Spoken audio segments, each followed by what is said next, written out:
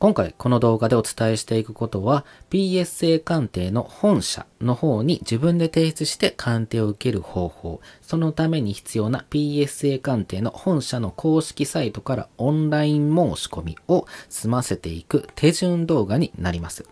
PSA 鑑定っていうのはアメリカのカリフォルニア州に拠点を置くコレクターズユニバース社っていうところが行っているね、プロフェッショナルスポーツオーサンディケーターっていうね、スポーツカード専門にね、展開してきたっていうことで、コレクターズユニバース社の一つの部門になります。なのでそちらの方に直接提出するために必要なね、手順を収めていきたいと思います。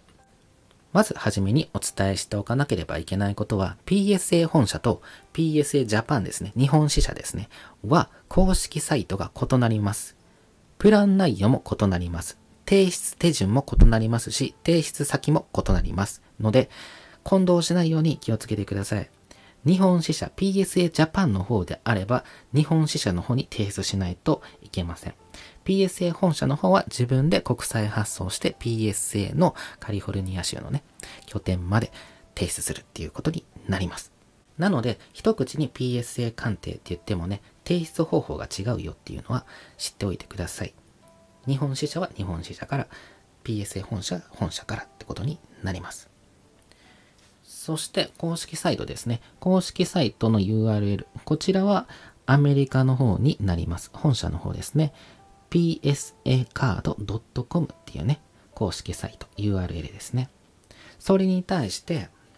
こちらがね、日本支社の URL ですね。psacard.co.jp っていうのが PSA の日本支社になります。なので、日本語です。こちらをね、混同しないように気をつけてください。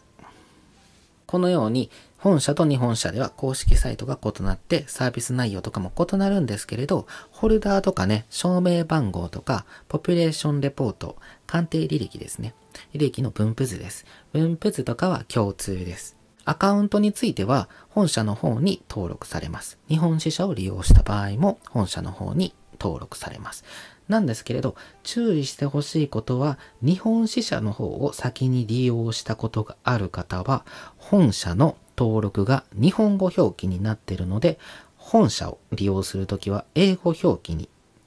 住所とか名前とかをね、変更する必要があります。それではアメリカ本社の公式サイトですね。提出っていうのはサブミットですね。サブミットを押すと、オンラインサブミッションセンターっていうね、ここから提出していくことになります。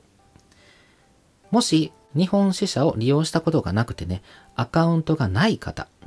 は Join Now からアカウントを作ることができます。押すと Welcome to PSA ということでね、こちらの方に E メールを入力して、Google アドレスでもいいですし、お手持ちの E メールを入力してアカウントを作っていくことになります。個人情報も入力するところがありますので、住所とか氏名とかはすべて英語表記、英数字ですね。英語と数字で行ってください。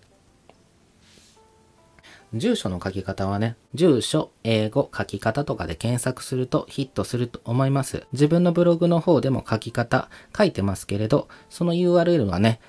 説明欄の方に添付しておくので、興味のある方は覗いてくれたらいいかなと思いますけれど、ググってくれても大丈夫です。なので、登録に必要な情報を英語で打って入力してアカウントを作ってください。そして日本支社の方で鑑定受けたことがある方はアカウントがね、自動で作られてます。申し込み用紙、個人情報書きましたよね。その情報で登録されています。なので、その時使ったアドレスを利用すると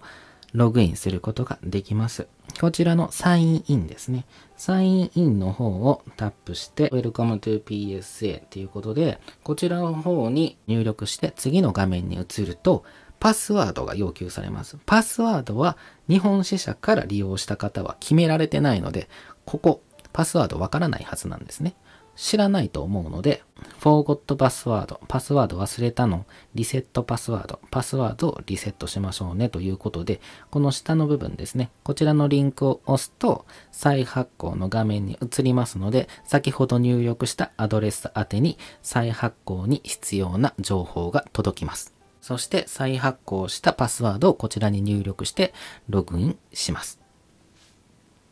ログインするとですね、こちらの一番右上がメニューバーになっているので、メニューバーを押します。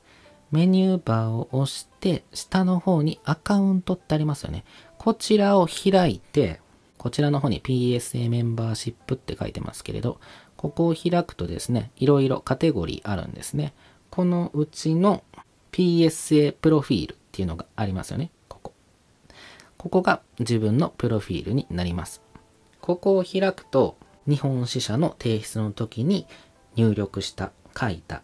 住所とか名前とかアドレスとか電話番号が載っています。ここからね、日本語になっているところを変更していきます。ただし、一つ問題があってですね、日本語になっている住所を変更するとき、ステートっていうところが選択制なんですね。シティとかは手動入力なんですけれど、ここが選択制になっていて、アメリカのサービスなので、アメリカの州とかしかないんですよ。日本の都道府県は載ってないんですね。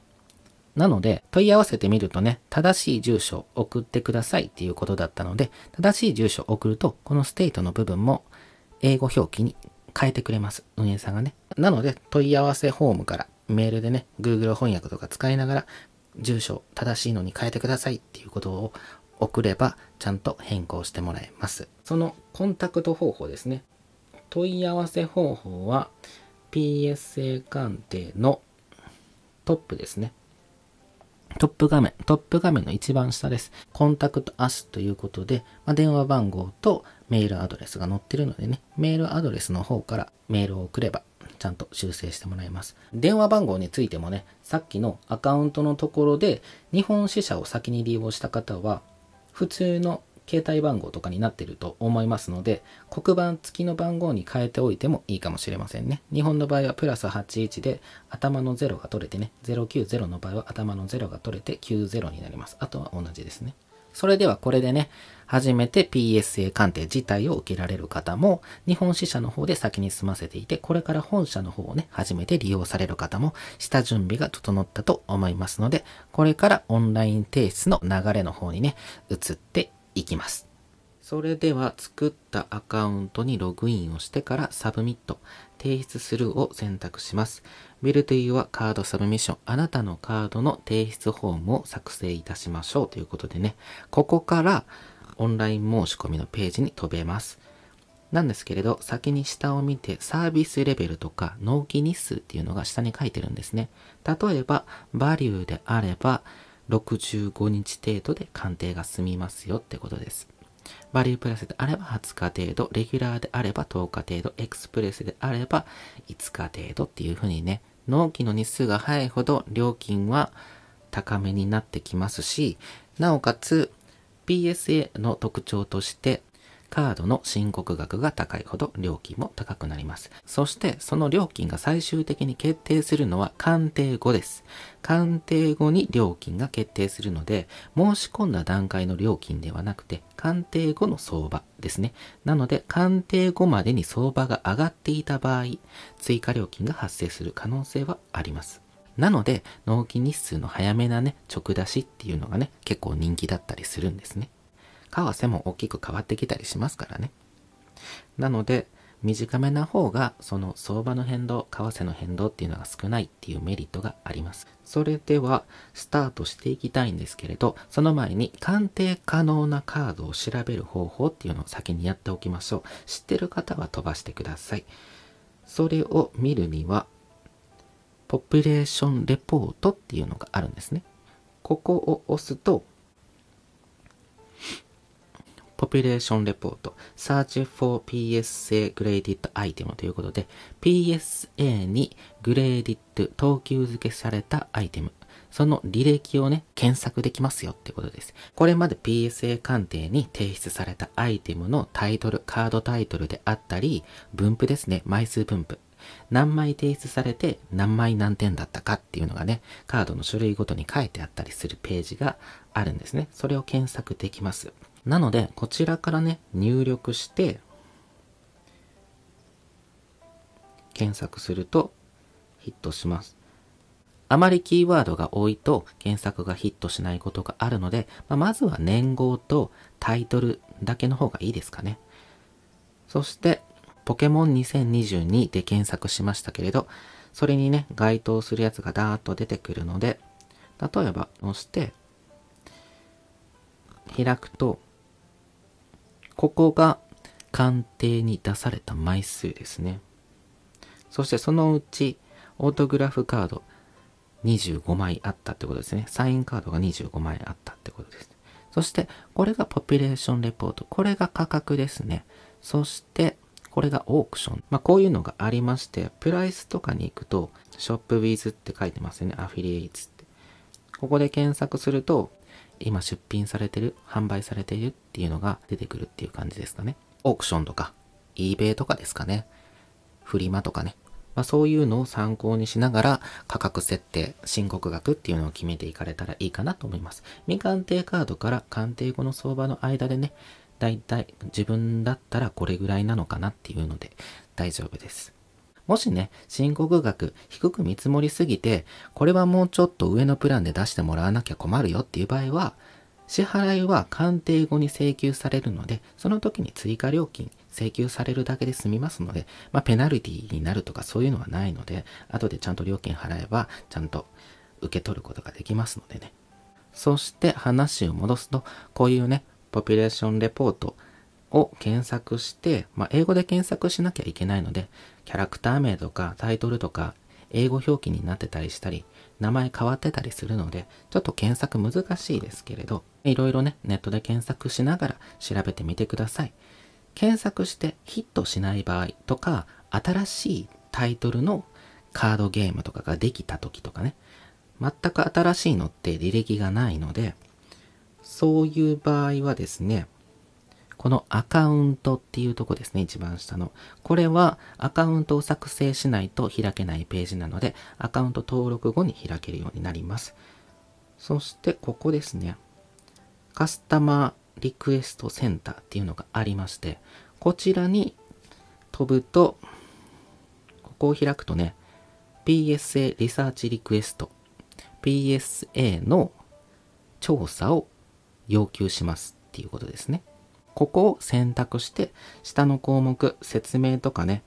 入力すると、アイテムの説明ですね、とか、ウェブサイトのソース、URL と、あと、添付画像ですね。これ提出したいんですけれど、どうですか？提出できますか？っていうのをね、ここから尋ねることができます。そして、ディスクリプション、説明ですね。説明書き、詳しく書いてもいいですけれど、単純に Will PSA Grade This Card、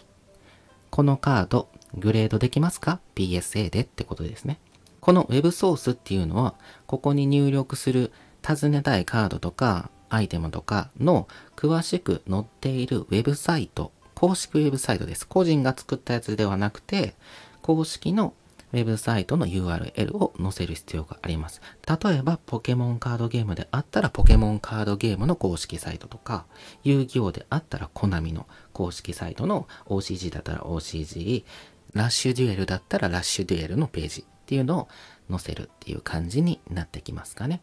あと、タレントさんとかであれば、タレント事務所のオフィシャル公式サイトとか、あと出演された作品に関わるホームページとかっていうのをね、載せるって感じになります。もっと URL があるんであれば、add more のところから複数ね、さらに URL を追加することもできます。アップデートファイルズっていうところが画像ですね。画像を添付して送るっていうところですね。ここから送ることができます。詳しくね、このページを見たい方は、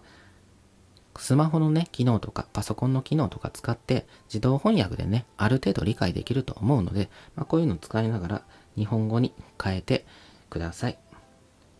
ただし、提出フォームを本番でね、入力するときは、途中で日本語変換とかしないようにしてください。それまで打った英語がね、日本語に変換されちゃったりする可能性があるので、本申し込みの時はやらないようにしてください。そして、スタートを押すと、ここからね、オンライン申し込みができるようになります。この下にある My Incomplete Submissions っていうのは、途中でね、サブミッションのフォームを降りてしまったページになります。ので、続きから入力するんであればコンティニュー、消すんであればデリートを押すと削除することができます。途中でね、入力中に落ちただけです。新しく作る場合はこちら、スタートニューサブミッション。新しいサブミッションフォームが開きます。先にね、項目1から7があるんですけれど、どういう項目かっていうと、1、アイテムタイプを選びましょう。2、提出タイプを選びましょう。3、サービスレベルを選びましょう。4、アイテムエントリー。ここがね、カード情報を入力するとこですね。シッピング、ビリング。これは返送先とかね、個人情報、リターン、返送先の住所とかを書くところですね。次のカンファメーションが確認ですね。これまで入力してきたやつの全部確認できるところです。訂正があるんだったらここから訂正することができます。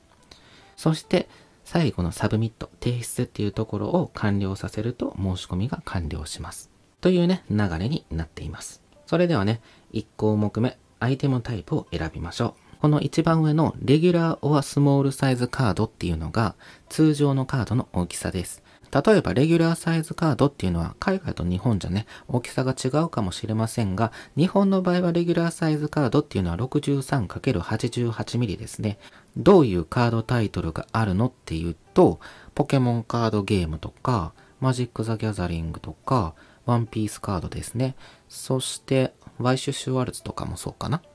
そしてスモールサイズっていうのが 59×86mm なので、遊戯王の OCG とか、ラッシュデュエルとか、ヴァンガードとか、ドラゴンボールヒーローズとか、カード出すとかですね。そういうようなね、カードのサイズになります。ここの横にね、サイズが書いてます。2-16分の11インチ ×3-16 分の13インチアンダーっていうのは以下です。このサイズ以下であれば OK ですよっていう感じですね。そしてこれはマイナスではありません。このハイフンは何を示すかっていうとプラスです。2と16分の11インチですね。1インチは 25.4 なので計算するとですね、電卓用意していただいて 25.4×2 は 50.8 ですね。そして16分の11ですから 25.4×11 割るの16で足すの 50.8 だいたい 68mm ですね。短辺、短い辺が 68mm、 ポケカの場合は63なのでこのサイズより小さいので OK ってことになります。以下に含まれるってことですね。同じ要領で計算するとこの3と16分の13インチっていうのは約 96mm になります。なので自分でね、計算してみてください。ネットにはインチ、ミリの計算ツールっていうのもあるのでね、そういうのを活用しながら計算してみてください。そしてね、その下にスーパーサイズカード、T3 カード、ジャンボカード、ここまでがね、大きいサイズのカードになりますね。大きめのサイズがあるので、それにね、当てはまるところを選んでください。大きいカードを出す場合は、例えば、ポケカにはね、ジャンボカードっていうのがありますよね。こういう。通常のカードの約4枚分以上ですね。あるので、結構大きいんですけれど、だいたい横が145から146ぐらい。上が202から203ミリぐらいですね。これがどれに当てはまるのかっていうと、ギリギリね、T3 カーズに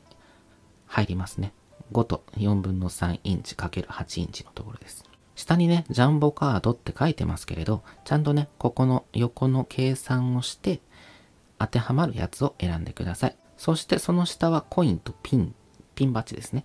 このコインっていうのが注意しておいてほしいんですけれど、貨幣価値のあるコインは EMS とかフェデックスでは発送することができませんので注意してください。貴重品っていうね、発送禁止物に含まれます。宝石類とか金とか銀とかね、そういうのに含まれます。記念切手とか記念コインも含まれますので、発送することができませんので気をつけてください。国際発送するんであったらね、書き留めとか保険付きとかそういうのがあるんですけれど、その書き留めとか保険付きっていうのはね、日本から送る場合はいけるんですけれど、向こうからこっちに行くときっていけるのかなっていうのがあるので、詳しく知りたい方は先ほどのリサーチリクエストの方からね、コインの表裏撮影して、詳しく書いてる URL 添付して聞いてみてください。ポケカのトスコインとか、カードゲームについてるね、先行後攻を決めるコインであったり、メダルとかですね。っていうのは一部提出できたりするんですけど、中にはね、収録パックが複数あったりして同じコイン使い回されてることがあるので、そういうのはね、鑑定できなかったりするので、事前に確認するようにしてください。そして次のところがパックスですね。これは未開封パックのことを指します。これはポケカの白熱のアルカナっていうパックですけど、パックを鑑定することもできます。ただし、パックを鑑定するときは、外装の状態です。袋の状態の鑑定になります。中身の鑑定はいたしません。なので、袋の点数がつきます。なのでね、未開封パックをコレクションしている方とかには重宝するプランかなと思います。この下はチケットとかね、ファンコポップとかになってきますけれど、ここら辺はあまり使わないのかなと思います。トレーニングカードゲームとかね、スポーツカードとかを出す方であれば。わからないことがあれば、ポピュレーションレポートとかで検索したり、それでもわからなかったらリサーチリクエストっていうところを使って確認するっていうことですね。あと、注意事項がここのハテナを押すと出てきます。日本語に訳すと何が書いてるのかっていうと、ジャンボホルダーを必要とするアイテム、大きいカードですね。は、リホルダーサービスを除いて、リホルダーっていうのは、ホルダーだけを変えるサービスです。新しくするね。を除き、追加で$30のホルダー料金がかかりますよってことです。大きいケース使うから、その分追加料金かかるよっていうことです。そして大事な部分なんですが、PSA に提出するアイテムタイプを選択してください。提出ごとに1つのアイテムタイプしか選択できません。ということで、ここに書いている項目複数ありますよね。これらを同時に選択することはできないですよってことです。他にも出したいものがあるんだけどっていう場合は、例えばこのレギュラーまたはスモールサイズのプランで最後まで注文完了させて、その後でまた新しく新規のフォームからね、追加する必要がありますよってことです。複数ね、注文を作っていくっていうことが必要になってくるので、注文一つずつにつき、返送料もかかってきますので、2つの注文書を作ると、2つ分の返送料がかかります。過程が変わってくるのでね、返却もバラバラです。発送するときはね、複数の注文書があったとしても、それを一緒に同梱して、全部ね、アイテム、提出したいものも同梱して、一つの箱で発送することはできますので、料金重複しなくて済むんですけれど、返送料についてはね、注文書の数だけかかってきますよっていうことは覚えておいてください。このね、入力フォーム進めていくと、返送料書いてあるところがありますので、その額がね、おおむねかかってくるってことになります。それでは、原文に戻して、やっていきましょう。これね、今説明のために変えてますけれど、本入力ではやらないでください。さっき言った通りね。次の項目に行くと、サブミッションタイプ、提出タイプを選んでくださいということで、グレーディング、レビュー、クロスオーバー、リフォルダーですね。これもね、クエスチョンマーク押すと、詳細書いてますので、目通しておいてほしいんですけれど、軽く説明すると、グレーディングっていうのは等級付けですね。それを全部合わせると、だいたい11段階ぐらいになるんだけれど、厳密にはハーフポイント 0.5 点とか、クオリファイアって言って、点数をちょっとおまけするっていうのもあるんですね。そういう場合は、点数の横にアルファベット2文字ぐらいが書かれてます。そのクオリファイアってやつと、0.5 点のハーフポイントはめったにないので、基本的には1点ずつの間隔になります。次のレビューっていうのはすでに鑑定したものですね。鑑定したものを再鑑定に出すことです。次のクロスオーバーっていうのは他社のホルダーから PSA 鑑定のホルダーに移動させるっていうプランになります。例えば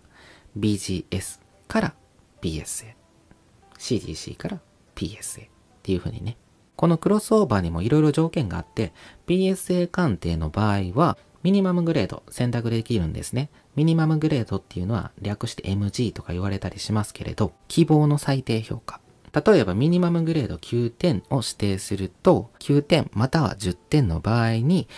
ケースを移してくださいっていう意味になります。なので、指定した数字っていうのが最低の基準、それを下回るのであれば返却してもらえるっていうことになります。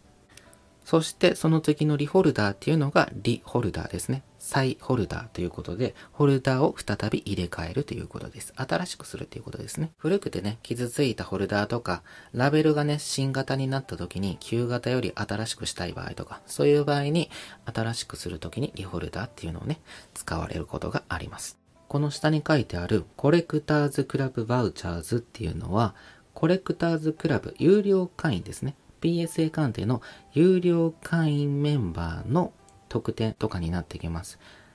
例えば、バルクサービスっていうのが受けることができます。バルクサービスっていうのは一定のまとまった枚数以上出す代わりに料金が安いサービスになります。あとは、期間限定のスペシャルプランとかがあったりとか、コレクターズメンバーズ限定のプランっていうのがあるんですね、特典が。年間120ドル弱ぐらいですかね。っていうのがあって利用することができます。年間でね、何百枚も提出したり、何十回も提出したりっていう方は、有料会員入ってる方がお得だと思います。けれど、通常であればね、無料会員でも大丈夫です。それでは通常はグレーディングですね。等級付けをしてケースに入れていくサービスになるんですけれど、グレーディングを選択するとラベルが選択できるようになります。通常のラベルは一番上を選択することになります。サインカードではなくて通常のカードの場合は、このカードオーサンティケーション、カードの認証と認証番号ですね、証明番号とカードグレーディング。ここですね。Q って書いてる。ミント Q って書いてるのがグレードですね。カードの点数です。これがついてるっていうのが通常ですね。日本支社 PSA ジャパンから提出した場合も、これが普通ですね。ちょっと読みやすいように日本語に変換しておくと、サイン認証なしですね。直筆サインでない場合は、この一番上を選択したらいいかなと思います。サイン入りしてないカードですね。トレーニングカード、また1998年以降のメーカー認証されたオートカードでのみ利用可能ですということで、サインがあるカードはここ選べません。サインのあるやつを選んでください。というふうにね、サイン認証、サイングレード、カード認証、カードグレード、直筆サインカードを提出するときに全部ありありにすると、こういうね、表記になります。このミント Q がグレードの点数で、オートがサインのところの点数でっていうことになりますね。下が証明番号です。ということで、通常カードを提出するので、サイン認証なしのところを選択して次に行きます。このサービスレベルね、横スクロールすると、ここが申告額です。そして、ここが価格ですね。25ドル、25ドル。そして、このバリュープラスっていうところが40ドル。75はレギュラー。エクスプレスになると150ドルかかってきます。これは1枚あたりの料金です。例えば、バリュープラスで言うと、申告額の上限が499なので、1枚あたり499ドル以下のもの、かつ、料金が40ドル。で、納期、大体鑑定期間が20日程度っていう風にね、なってきます。納期の期間とか、価格とかは変更される可能性がありますので、その都度最新の情報を得るようにしてください。なので、自分にね、合ったプランをここで選択することになります。ただ、注意してほしいことは、ここの部分も最初のアイテムタイプと同様、一つのサービスレベルしか選ぶことはできません。例えば、5枚ぐらいカード提出したいとして、3枚は499ドルに収まるんだけれど、2枚は499ドルを超えてね、600ドルとか700ドルぐらいだっていう場合は、2つのプランは選択することができません。ので、バリュープラスだったらバリュープラスの注文書を1つ作って、そしてまた新規でレギュラーのプランを作る必要がありますので、ここもね、プランが変わってくると複数注文書が増えちゃうっていうね。なので、比較的ね、新しいカードを提出するんであれば、例えばバリューで1979年より古いか、1980年より新しいかですね。プレゼントは現在です。1980年から現在までのカードで499ドル以下で25ドルです。納期が65日程度って感じになりますね。これのプランで良ければ次になります。次はアイテムエントリー。アイテムの情報を入力してくださいということで、ここからアイテム情報を入力していきます。コンティティ、数量です。このコンティティっていうところは同一カードが複数あるときに増やすところなので、同一カード2枚ある場合は2、3枚ある場合は3っていう感じですね。同じカードの枚数だけ入力しましょう。ディスクリプション、説明ですね。例えば、ポケモン、ゲームタイトルとか、キャラ名とか、スポーツ選手のね、選手名とか打つと、ポピュレーションレポートのようなね、履歴が出てきますので、ここから選択することも可能です。ここにない場合はね、このまま入力を進めて、このセーブ、保存っていうところを押すと、履歴がなかった場合でも追加することができます。説明するときね、統一してスタンプボックスでやってるので、スタンプボックスでいきましょう。スタンプボックスの227。これだね。2021ポケモンジャパニーズプロモ227っていうのは番号ですね。ポケカでいうところのここら辺に書いてるカード番号ですね。フルアート、ピカチュウ、ポケモンスタンプボックスっていうことでね。こちらが申告額になります。このディクレアードバリューっていうところがトータルって書いてますよね。この複数2枚にしたときは、ここも2枚分トータル総合値になります。行ごとの総合値。カードを追加したらね、行が増えていきますので。なので、これ今2ってやってるので、2枚分の申告額っていうことになります。例えばね、仮にこれが500ドルとしたら、1000ドルって入力する必要があるんですけれど、これ先ほど申告額上限499ドルですよね。例えば、1000と入力すると、ここにね、エラーメッセージ出てますよね。1万円あたり500ドルだったら499ドル超えてますよっていうね。なので、これを仮に998にすると、保存することができます。保存されたやつはね、ここの下のところに追加されていきます。ミスしてしまって消したい場合は、ここの×ボタンを押すと削除することができます。このように自分が提出したいカードを検索したり、手動入力して保存したりしながら入力を進めていってください。入力するとね、ここ自動で計算されていきます。そして、全部ね、入力し終えたら次の項目へ移ってください。次の項目がシッピングビルディングっていうことで、リターンシッピング。バートっていうのは保管庫。倉庫ですね。PSA の倉庫です。ここを選択してしまうと PSA の倉庫に保管されてしまうので、この下のところですね。自分に返送。シップバック。返送ですね。to me。私に。自分に返送してくださいよっていうことです。そして、シップバック to me。私に返送するっていうところを選択すると、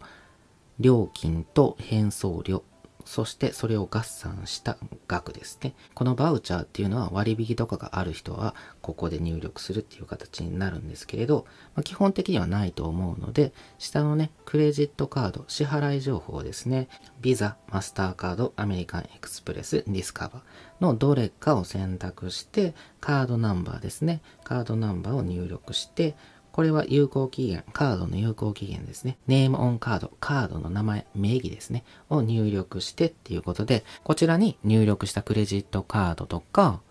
国際ブランドのついたデビットカードに請求が行きますよってことになります。なので、そちらから支払うことになります。そして、その下にアドレスですね。自分のアドレスです。ここに書いてる住所、間違ってないか確認してください。間違ってたらね、手動で訂正できますので訂正してください。そして、リターンアドレス、返送先のアドレスっていうのも、この欄にありますので、自分のアドレスを選択してね、返送宛てのアドレスが間違ってないか、住所が間違ってないのか確認して、間違ってるのであれば修正してください。そして、さらに下にスクロールすると、リターンシッピングメソッドっていうことで、返送方法を教えてくださいってことですね。この上に書いてるインシュアードシッピングっていうのは保険付きの配送っていう意味なので、通常ね、こちらを選ぶことになるかなと思います。FedEx のアカウント持っている人は FedEx 選択してくれても構いません。ここにね、マイアカウントとか書くところがあるので、FedEx で返送を希望する方はこちらで入力してください。ここにね、同意が必要な注意書き書いてます。ここで日本語変換してしまうと、住所とかクレジットカードの名義の部分が漢字になったりしておかしくなってしまうので、本申し込み、本番ではね、変換しないようにしてください。そして、すべてね、入力して次に行くと、次の項目がカンファメーション、確認ですね。ここにもね、同意しないといけないところがあるので、規約とか読んでいただいて、同意して完了させるっていう風になります。そして確認して訂正するところがなくてね、同意を終えたら次の NEXT。そして注文を完了すると、こういうページに飛びます。サブミッションフォームのね、提出フォーム、注文書とパッケージラベルとかを印刷できるページにね、移動しますので、ここのね、横にシャープってサブミッションって書いてるところですね。ここが注文番号になります。見切れてますけれど、ここに自分の注文番号が記載されています。そしてね、スクロールして下に行くとですね、宛先であったりとか、注文書を印刷できる部分があります。拡大して写すと、プリントサブミッションフォームズっていうところがあって、ここから印刷することができます。スマホから印刷する場合は、Wi-Fi プリンターとか、ダイレクトプリンターとかが必要になってきます。パソコンからする場合だったらね、有線でもいけると思うんですけれど、あとはコンビニのマルチコピー機ですね。マルチコピー機を使えば PDF ファイルに変換すれば印刷することができます。PDF ファイルに変換するにはシェアボタンあるじゃないですか。スマホのシェアボタンをタップして、ここオプションありますよね。このオプションをタップして PDF に切り替えます。そして完了させてファイルに保存っていうところを押して指定したファイルのところにね保存することができます。その保存した PDF ファイルとコンビニ用の印刷用のねアプリとそしてマルチコピー機っていうのを活用するとコンビニでも PDF ファイルは印刷することができます。あとは URL をそのままねこのページの URL をそのままコピーしてウェブページを印刷するっていうのもコンビニでできます。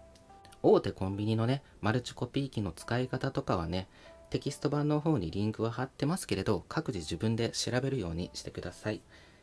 ということでね、PDF ファイルにして印刷することも可能ですけれど、基本的にはね、このプリントサブミッションフォームズっていうところを押して、そのまま印刷することになります。そして複数の注文する場合はパッケージラベルっていうものがあってですね、それを一つにまとめることもできます。ニューサブミッションフォームっていうね、最初のトップページありましてね、あそこダッシュボードっていうんですけれど、あそこに戻ると最近の自分の注文のパッケージをまとめることができます。そして注文書なんですけれど、注文書は印刷するとこんな感じになります。何があるのってことなんですけれど、カスタマーコピー、お客様控えですね。自分で保管するやつです。そして、アイテムリストですね。自分が入力したやつのアイテムのリストとか、個数とか、値段とか書いてます。そして、このアイテムリストに載ってる順番で梱包するときはね、その順番に並べて梱包する必要があります。1行目が一番上、2行目がその次になるように梱包する必要があります。そして、コピーに、コピー1ってありますよね。こちらは手書きする必要があるんですね。ここです。ここ。線があるとこ。ここですね。ここ何を入力するのかっていうと、Total number of orders included in this package っていうことで、トータルナンバー、総合ですね。何のっていうと、orders、注文書、注文のってことです。include 内包されている in this package。この荷物に内包されている注文書の数をここに書いてくださいってことです。だから一つだけ注文するのであれば1枚になります。複数のね、分かれるプランで提出したいものがあって、それで注文数が増えてしまった場合、増えた場合は注文書も増えるので、注文書が2つだったら2、3だったら3っていう風になります。そしてこの隣はトータルナンバーオブコレクタブルズっていうことなので、アイテム数ですね。アイテムの総合数になります。include in this package ということで、この荷物の中のということですね。なので、アイテム数。カードで言えば枚数ですね。提出枚数になります。10枚出すんだったら10、5枚出すんだったら5っていう風になってきます。なので、こちらにはね、注文書の数、こちらにはアイテムの数ですね。を書くようにしてください。このコピー2の方も同じ数字を書いてください。1と2はね、共通する数字を書いてください。そして最後のこれがパッケージラベルって言われるやつですね。バーコードがここにあるんですけど、今これ消してますけれど、実際はここにありますので、ここハサミのマークあるところを枠切り抜いて段ボールの外側に貼ります。荷物の外側にね、貼ってください。このパッケージラベルが複数注文するときはね、2枚あったとしたら1つにまとめることができるっていうことです。そして大事なことですね。カードと提出物と一緒に梱包するものですね。カスタマーコピーはさっき言ったようにお客様控えで、このパッケージラベルの方は外側に貼るので、残りの3枚ですね。PSA コピーシャープ1、シャープ2、それとアイテムリストですね。これらをカードを梱包した荷物と一緒に入れて発送します。このね、注文書 A4 サイズ2つ折りにして大丈夫なんですけれど、濡れ対策としてね、OPP 袋英語ぐらいがちょうどいいかなと思います。A4 の半分は英語なので、英語でいいと思います。これはクリスタルパック並行さんの T 英語っていうテープ付きの英語サイズになるんですけれど、100均にもね、英語サイズのやつは売ってると思うので、テープ付きが販売されてるかわからないですけれど、切りっぱなしのやつであれば売ってると思いますので、そちらでもいいと思います。そしてその発送先なんですけれど、注意する点が、FedEx と USPS っていうね、United States Postal Service っていうアメリカの郵政公社っていう郵政があるんですね。EMS、日本郵便で送る場合は、途中で USPS の方に引き継がれますので、日本郵便の国際スピード郵便を利用して発送する方は、その USPS って書かれてる方の住所に送ってください。なので、FedEx と USPS で送り先が違うよ、宛先が違うよっていうところは気をつけてください。このね、下に書いてます、住所。そして荷物を発送するときは、荷物の総額、内容物の総額が20万円以上の場合は、輸出申告手続きと輸入するときにね、輸入申告手続きっていうのが必要になってきます。それに対して内容物の総額が20万円以下の場合は、その申告が不必要です。関税に関しては20万円を超えていようが未満であろうが、免税のね、範囲を超えていればかかる可能性があります。3. 数%ぐらいかかってきます。あとは消費税がかかってきますので、10数%ぐらいかかってきます。鑑定料に関して10数%負担することになります。詳しいことは税関のホームページを読んだり、申告額20万円以上を超える場合だったらどうなるのかっていうのを調べてみたりしてください。FedEx の場合は輸出申告が必要になったり、輸入申告が必要になったりしたときは自動で委託されるっていう風になっているので、プランに含まれているので、手数料別途かかりません。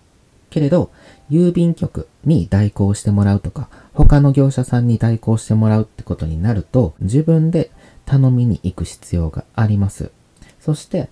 手数料、価格は変わる可能性があるので、その都度新しい情報を手に入れてください。あと伝えておいた方がいいことは、ここのね、クリック押すと最初の画面に戻ります。最初の画面に戻ると、このオーダー、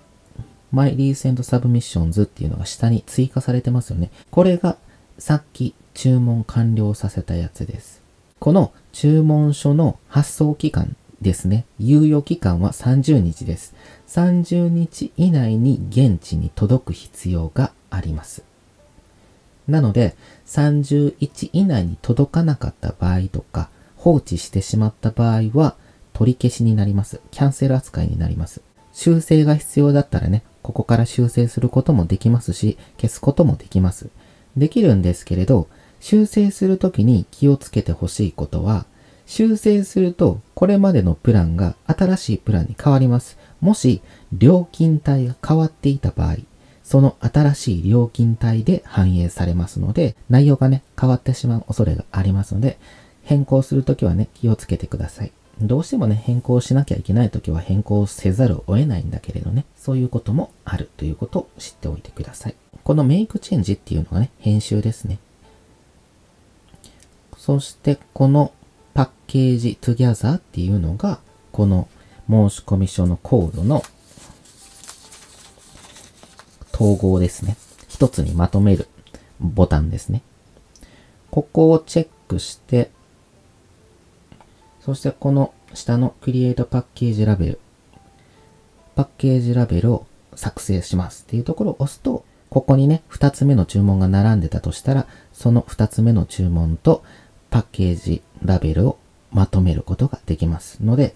それを発行して印刷して発送するっていう風になります。ので、複数注文するときは、こちらからね、注文をまとめるっていうことをしてください。あと言っておいた方がいいことは、クロスオーバーですかね。クロスオーバー選択して、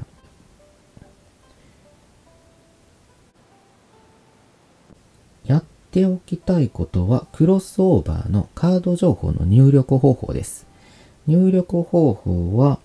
伝えておいた方がいいのかなと、紹介しておいた方がいいのかなっていうことですね。ここのね、ディスクリプションのところは、このカード名、提出したいカード名とかね、カード情報、さっきのね、グレーディングの方と一緒です。なんですけれど、ここですね。カレントグレード、現在のグレードです。例えば、BGS 鑑定で8点のものがあったとしたら、ここに8を入力します。そして、グレーディングサービスっていうことですけれど、BGS だったら BGS を選択します。ここで見当たらない場合は、Other を選択します。そして、その隣は Current Cert。現在の証明番号です。だから、BGS 鑑定だったら BGS 鑑定の証明番号ですね。数字何桁かあるので、それを入力します。そして、その隣がミニマムグレードですね。これが最低評価ですね。ここで指定したのが最低評価になって、それを下回る場合は返却されて、それを上回る場合のみ PSA ホルダーに移動するってことになります。9.5 がありませんけれどね。90と、あとは 0.5 ずつです。このオーサンティックっていうのは本物の証明っていうことですね。だから、ミニマムグレードを指定しないで、下がってもいいし、上がってもいいし、どっちでもいいよっていう方、とりあえず PSA 鑑定のホルダーに入れ替えたいんだっていう方は、これを選ぶとね、上がるかもしれないし、下がるかもしれません。等級がね。そして、等級下がるぐらいだったら返却してほしいっていう場合は、ミニマムグレードを選択してください。そして、そのミニマムグレード、注意書きがあります。ここのハテナのところを押すとですね、ポップアップができてきまして、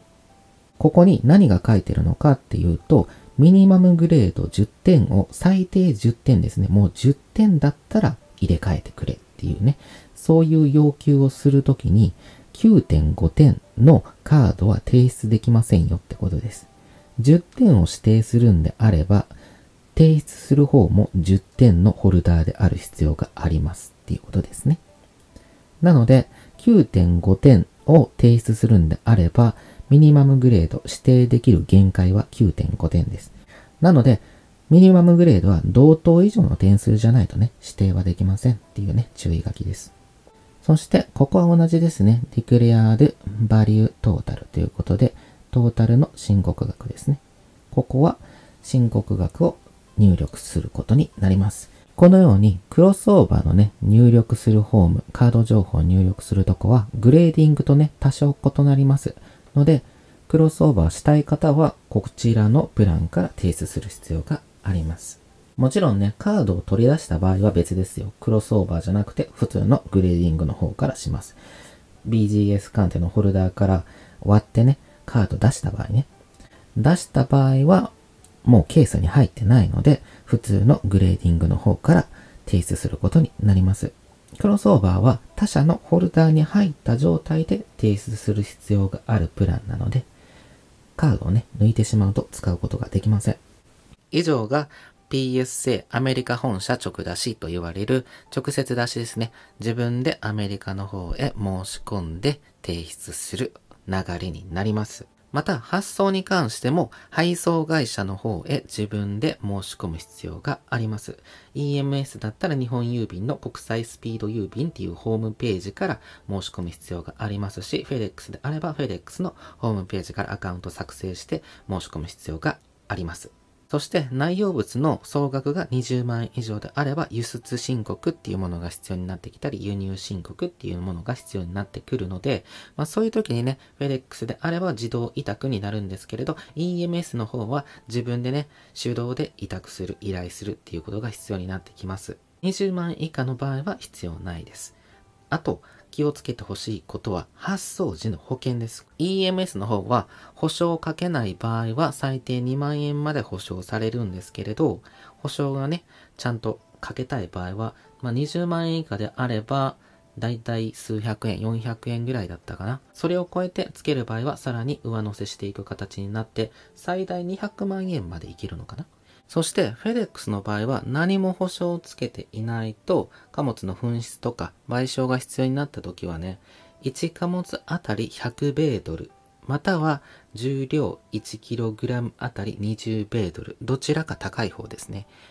の保証はあるんですけれど、それ以上の保証を受けるときは貨物の総運送申告価格っていうものを指定できるので、収集品、コレクター用品はね、